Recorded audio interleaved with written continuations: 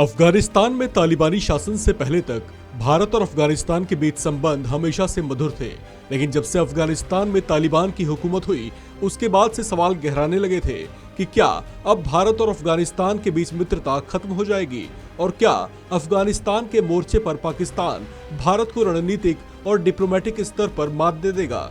क्योंकि शुरू से ही ऐसा माना जा रहा था कि तालिबान का जितना झुकाव पाकिस्तान को लेकर हो सकता है उतना शायद भारत को लेकर नहीं होगा।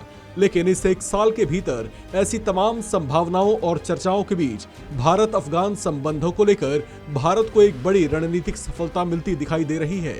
दोनों देशों के बीच संबंधों में मधुरता आ रही है। इसे लेकर कुछ विदेशी मामलों के विशेषज्ञों की राय है कि भारत के तालिबान के साथ संबंधों में जहां कुछ खतरे छिपे हो सकते हैं, वहीं इसमें कुछ मौके और अवसर भी छिपे हुए हैं। सिर्फ भारत ही नहीं, अफगानिस्तान के तालिबानी शासन को लेकर अमेरिका भी कुछ इंटरेस्ट लेता दिखाई दे रहा है। उसे भी भारत और तालिबान के बीच मैत्री संबंधों में बड़ा अवसर दिखाई दे रहा है। इसे लेकर भारत के राष्ट्रीय सुरक्षा सलाहकार अजीत डोभाल की वो नीति है जिसने पाकिस्तान की टेंशन बढ़ा दी है, क्योंकि पाकिस्तान तालिबान राज में कश्मीर में सक्रिय जैश और लश्कर जैसे आतंकी संगठनों को बढ़ावा देने की प्लानिंग कर रहा था। भारत और अफगान के तालिबान संबंधों को लेकर अमेरिका की एक चर्चित फॉरेन अफेयर्स पत्रिका में एक रिपोर्ट प्रकाशित हुई थी। इस रिपोर्ट के मुताबिक मई महीने के आखिरी दिनों में भारत के राष्ट्रीय सुरक्षा सलाहकार अजीत डोभाल ने अफगानिस्तान के पड़ोसी देशों से अपील की थी कि वे अफगानिस्तान को आतंकवाद विरोधी सहायता मुहैया कराएं। इसके बाद 2 जून को भारत के अधिकारियों के एक दल ने काबुल का दौरा कर तालिबान सरकार के नेताओं से मुलाकात की थी। इसके बाद भारत ने 23 जून को अफगानिस्तान में अपनी एम्बेसी को भी आंशिक रूप से खोल दिया था।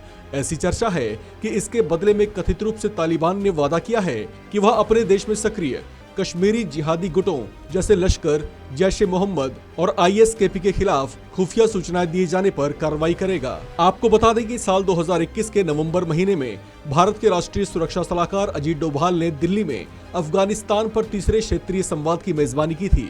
इस दौरान भारत ने यह स्पष्ट कर दिया था कि उसका उद्देश्य तालिबान को उखाड़ फेंकने के लिए किसी गठबंधन से हाथ मिलाना नहीं, बल्कि आईएसआईएस के और अलकायदा जैसे संगठनों को रोकना है। जून 2022 में जब बातचीत हुई तो वही बातें दोहराई गईं। फरवरी 2022 में भारत ने घोषणा की कि वह अफगानिस्तान को 50,000 टन गेहूं देगा। भारत ने यह घोषणा मानवीय राहत के तौर पर की थी। अमेरिका की फॉरेन अफेयर्स पत्रिका में कहा गया है कि अगर अपने कथित वादे के मुताबिक तालिबान अगर वाकई में भारत का सहयोग करने के लिए आतंकियों के खिलाफ कार्रवाई करता है तो यह उसके रवैये में आए एक बड़े बदलाव के जैसा होगा।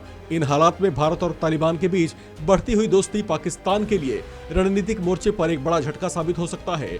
दरअसल पाकिस्तान ये उम्मीदें लगाए बैठा था कि अफगानिस्तान में तालिबान शासन आने के बाद भारत के प्रभाव को अफगानिस्तान में कम करने की कोशिशों पर काम करेगा, लेकिन तालिबान और भारत के बीच जिस तरह से घनिष्ठता बढ़ती जा रही है उसने पाकिस्तान की इन उम्मीदों पर पानी फेर दिया है। यह भी सच है कि तालिबान और पाकिस्तान के संबंध अब उतने बेहतर नहीं रहे जितने पहले हुआ करते थे। पाकिस्तान और अफगानिस्तान सीमा, जिसे डुरंड रेखा कहा जाता है, उस पर भी दोनों देशों के बीच गुजरे महीनों से तल्खी देखी जा रही है। इस खबर में फिलहाल इतना ही। बाकी अपडेट्स के लिए बने रहिए वन इंडिया हिंदी के साथ।